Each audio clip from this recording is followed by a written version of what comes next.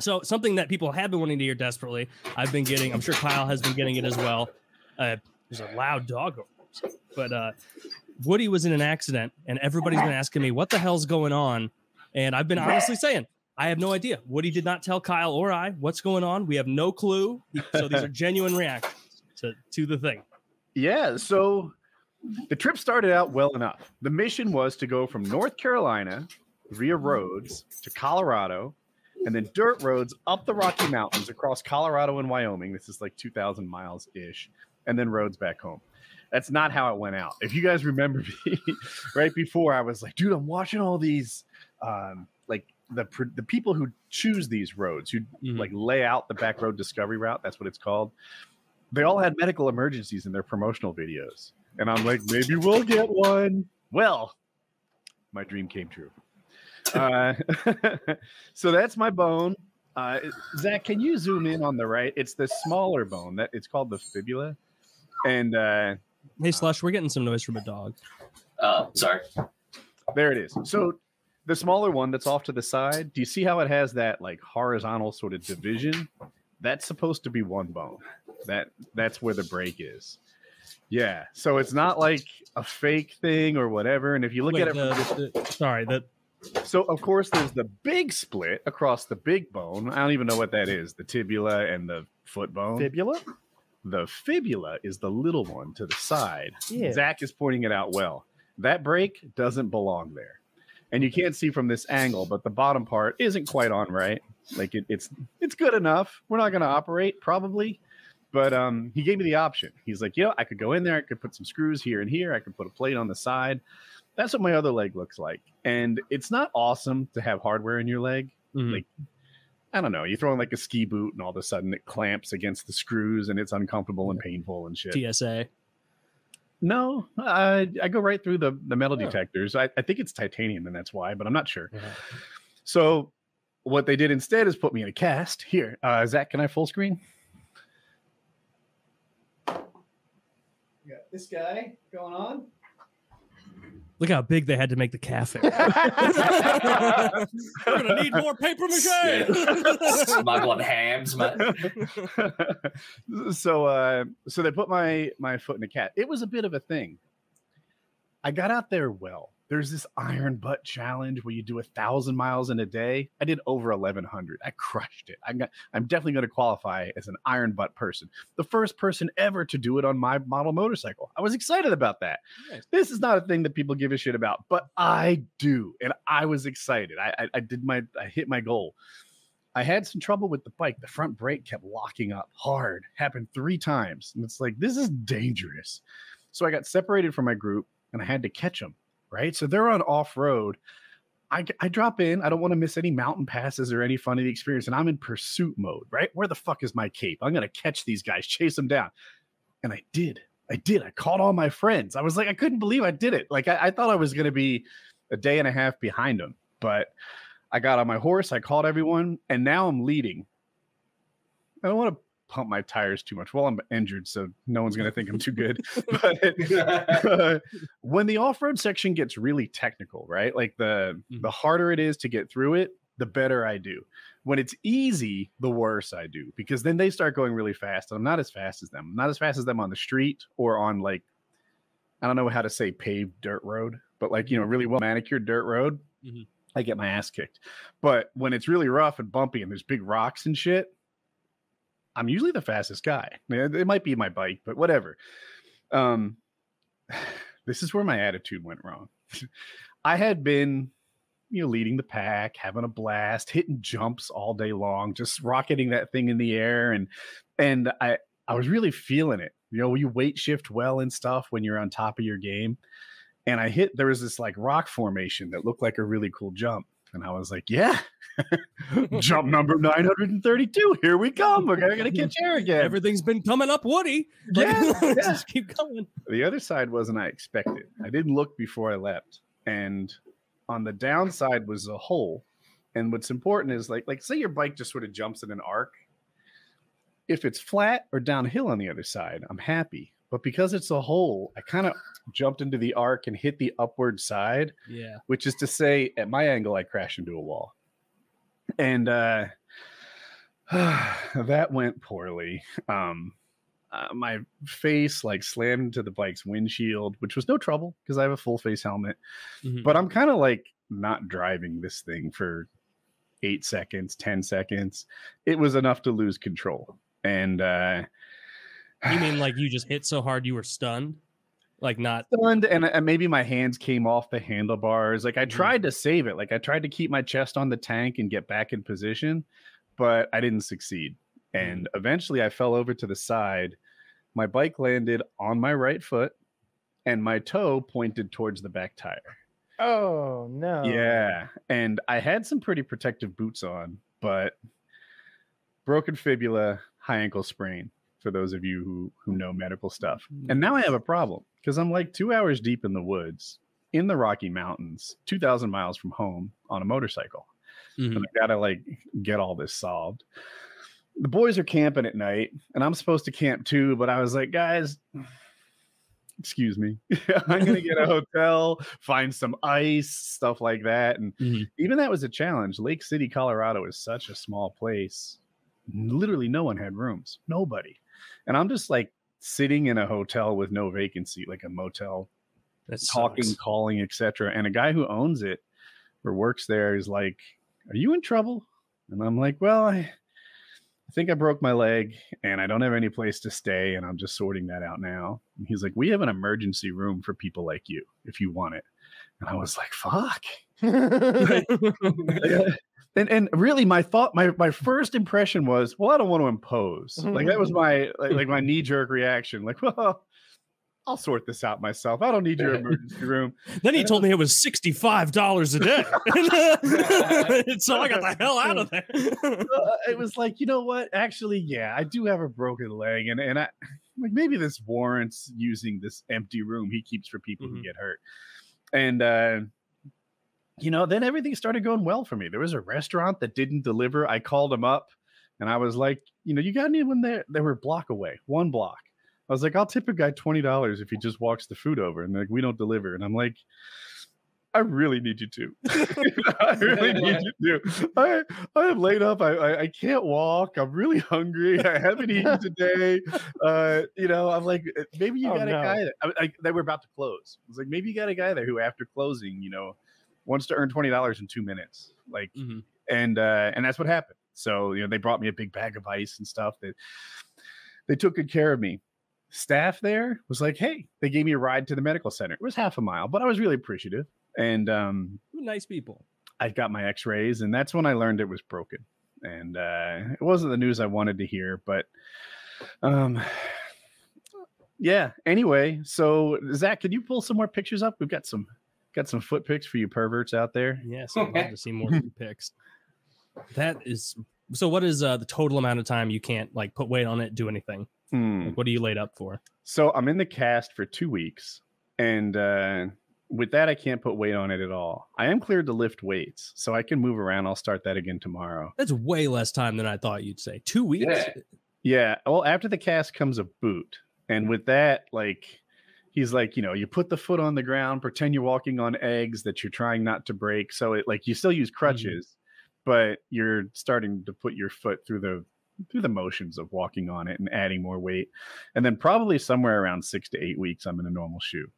So that's not too bad. Yeah, this fibula break is not too bad. It turns out the tibula, which is the bigger one in the X-ray picture, does all the load bearing, and the fibula is about stability. And you know, you put it in a cast or a boot and you can fake that while it heals. Was it really one of those breaks where like it wasn't that painful? It was just shocking. It hurts more now. Yeah. Sorry, I cut you off. But yeah, people are like, what's your pain level? What's your pain level? I'm like 0. This is like something guarding. Like imagine you hurt your shoulder really bad. You might carry it like this, you know, you hold your own wrist and put it across your body. That's known as guarding. And something about my broken leg made me want to guard it. It made me want to not walk on it very much, not do like the kind of side-to-side pivots a basketball player would do. Nothing like that. But if you just wanted to stand on it through the heel, I mean, I did that on my motorcycle for 2 hours through the dirt roads, getting back to civilization. And it was pretty much okay. But now that like things have sort of settled and maybe sensations coming back and stuff. Like it hurts more. It hurts more when it throbs and bothers me when I'm not elevating it and stuff like that. But I found it really hard when I broke mine when I was like 19 and trying to ride my motorbike. I couldn't like move my foot up and down. So like to change gears, I had to like pull out my boot and then hook my heel onto the gear selector and like jiggle it up and down. This was to get home, or you did that for like a little while? No, so I broke it when I was out drunk. So I stepped off a footpath and it was higher than I thought, and I rolled it and I broke pretty much the same bone as you, as far as I remember, and it was just like a little hairline fracture. Just a couple of adrenaline junkies. We're in the bad decision team. Fuck up. Yeah. Mine like swelled up like massive, and then the next day I was at my friend's house and I couldn't get home without riding my motorbike, so I'm trying to ride it with a broken ankle. And I'm like, yeah, this is fine. Yeah, mine's swollen too by a lot. I had pictures, but Zach's not bringing them up. But yeah, and one's purple and one's white. Those things, but yeah. Maybe did I give him a bad link? Let me see. He says he doesn't have them yet. He needs to scroll down. So does this discourage you in any way from future motorcycling pursuits across these 50 states? There's no way. Of course not, right? Not at all. I bought you something today. I need you to send me your address. I asked for it earlier to put on your wall. It'll be fun. I feel like it's you. Okay. A poster thing. Yeah, I didn't think it would discourage you at all.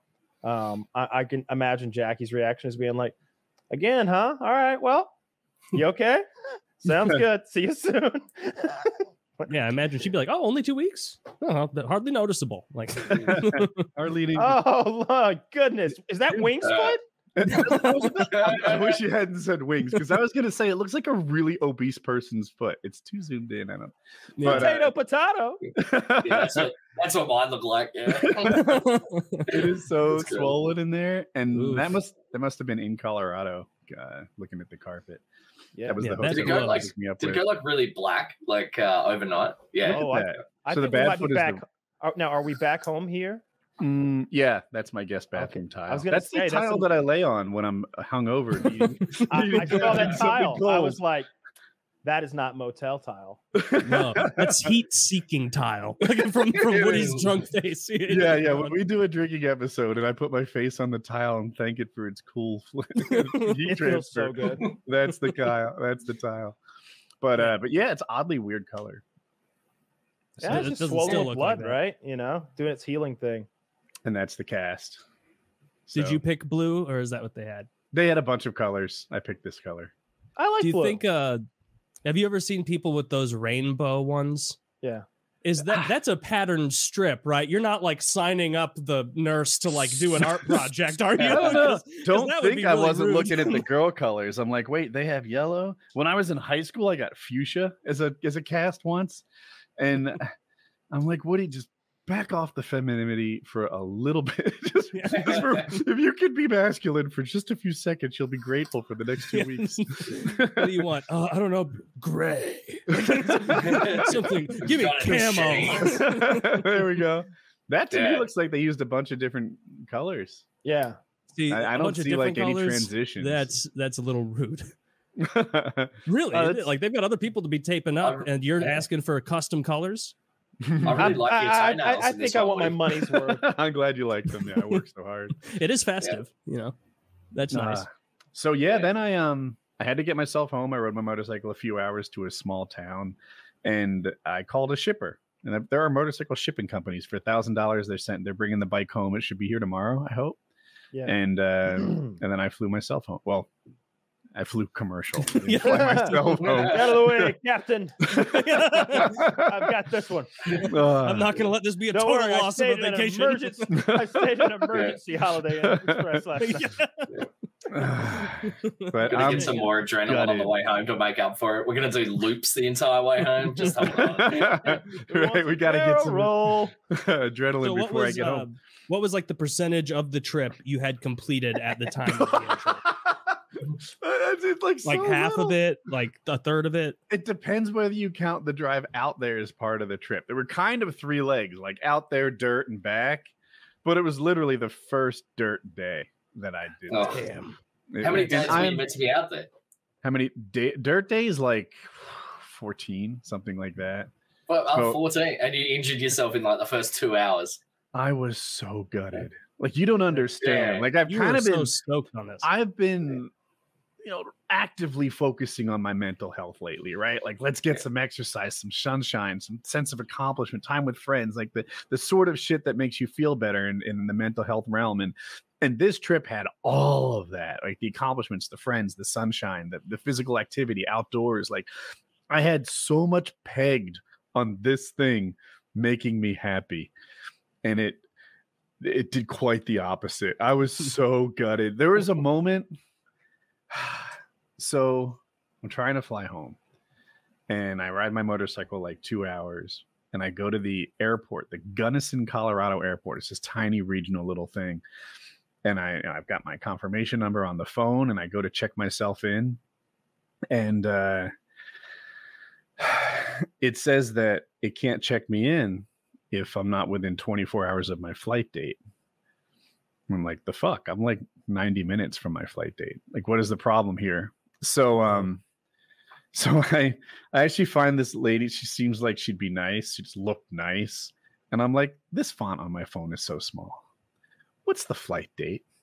And she's like, she struggled a little. August 18th? I'm like, what's your level of confidence? Like, are you sure I booked my flight home for August 18th? And she looked again, and she's like, yes, you did. And so I call United, and I get this guy with a really frustrating accent, and I'm like, I'm working with him, right? And I'm like, can you get me on this flight? There's seats on this flight. You can go online and buy this flight now. Please just transfer me to the right flight. Please just do this for me. And he's like, all right, let me see what I can do. And he's like, no, the flight's too soon. I can't do it. And I'm like, I basically kindly said, like, can I speak to the manager? Is there like anyone? Because there's no physical reason we can't do this. There's no reason I can't just walk to this plane. And you have to understand, the airport's so small. It's smaller than your local Home Depot, right? Like, this is a small airport. I can just walk over there and get on the plane. Like, this should be a doable thing. He bumps it up to the next level of support. They can't do it. And I'm like within an hour of the flight, and like, it's hard to get them to be like, your flight takes off. That's the Gunnison Airport.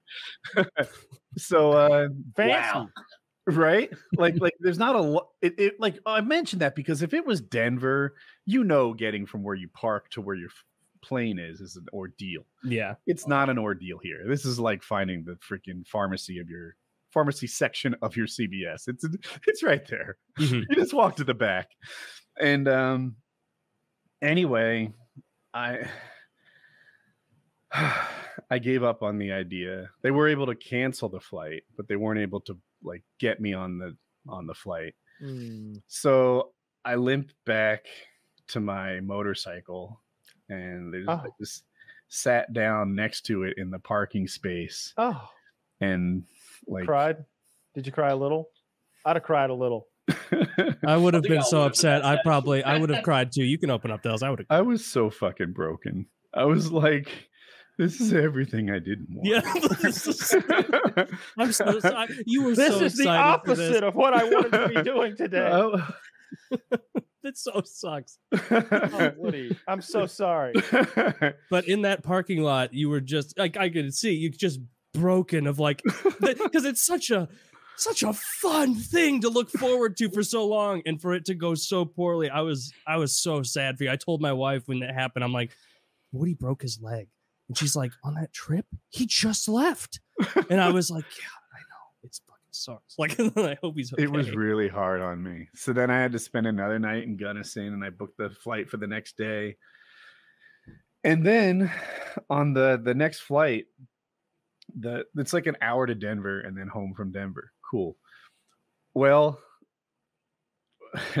the guy right next to me, as he was shutting the overhead bin compartment, he broke it, and it kind of like wiggled a little bit. So the pilot is like, this plane can't fly with a broken overhead bin. No way. What is that, like an integral structural part of the plane? Train home or something? Like, where's That's the gas hold. Yeah, And he's like, don't worry about it. There's a little buffer built into the schedule. We'll have a maintenance guy come out and do whatever. And I'm just like, is this your first time dealing with like airline maintenance? They're not going to be quick. This is going to be a whole thing. And anyway, long story short, the guy took like 90 minutes, and then he gets there and he can't remove the fucking thing. Like it I don't mean to be an asshole, but like I'm stronger than this guy, and he can't work the screws. He can't undo it. He eventually pulls out a fucking multi-tool, and he's struggling. He's trying to fix this fucking airplane with his multi-tool and get the thing on. And I wanted to scooch him aside. I'm like I could have a multi-tool. I could do this job better than you. And you're like airline maintenance. And you didn't get, I got confused. Anyway, so eventually the guy manages to remove the door, and I miss my connecting flight. What? In Denver. Yeah. But and let me clarify. The man who fucked up the thing is your seatmate. no, he was across the aisle and behind me. Okay. Now, was there I think any, I would have slapped him. Was anybody giving him a hard time, or did he apologize in any way?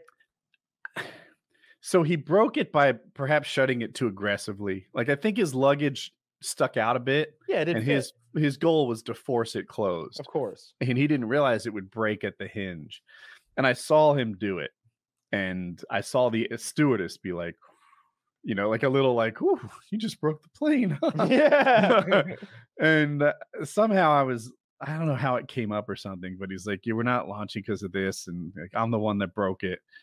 And I was like, "I know, I saw you break it." Like I wasn't going to out him, you know, and let I'd have been like, the guy in 13A broke the shit and delayed the plane. Pass it forward. I was going to keep it secret for him. I wasn't looking No, to we're like... going to mutiny on him. We're Yeah. He's got to Starting a plan. Has anyone got a screwdriver? So I'm What I like, thought we're was gonna gonna fix the happen is plane. you No, would- we're gonna stab this guy. I You was take out a multi-tool and end up in Guantanamo. I was trying to get a refund for that flight, which they wouldn't do. They're like, we can't refund this flight. And I'm like, "Well, you missed the connection. It's your fault. I would like, why do I have to buy this flight?" So I ended up buying that flight, which I couldn't take from Denver to Raleigh, and then another flight via Southwest, which I did take from Denver to Raleigh. And that's how I got home later that day. And it was just like, this is so hard. You know, if there wasn't a record-breaking heat wave across like Kansas and Kentucky, I might have rode my bike home. But I was like, this just doesn't seem like the move. And imagine most of the time I stop my bike, I put my left foot down, which is my good foot. But imagine it doesn't go that way. Imagine, you know, you just tip into the right a little bit and use the other foot. Happens every 50th time. And I'm like, I don't want to do that. I don't want to have to catch my bike tipping over with my broken leg, or pick it up off the ground with one leg. Like, none of this is the move. I should just ship it home.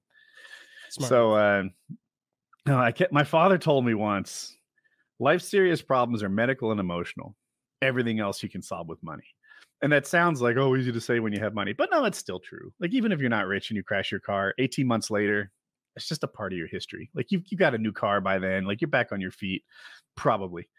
You know, and I'm just like, this sucks, but this is a good opportunity to throw money at your problems. Like, let's hire a fucking motorcycle shipper. Let's get another airplane ticket. Let's do whatever. That was my mindset. Like, just get me home. I'm tired of being alone and hurt. It's like, it wouldn't, like, the story itself, like the injury plus like all of those catches trying to get home, I don't think that would have been as devastating, except you had that like imagined anchor point of this is going to be wild. And so the disparateness of like, this is going to be the most fun thing ever, to like, what, the rides are closed, like, basically. Yeah, just would shatter me. It would be like going to like Disney World and they're like, it's all, everyone's on strike, but guess what, the broccoli garden's open. No! The gap between That's what like- I needed, what I expected, and what I got is such like, a Remember, big that's the whole premise to National Lampoon's Vacation. Chevy Yeah. Chase travels the whole fucking country, goes through all those hardships, gets to Wally World with his whole family, Chicago, go to Los Angeles, I think it was, and they're closed for maintenance. He pulls out a fucking gun. He's like, "No, we're riding the rise." That happened to me. Put your hands I up. went to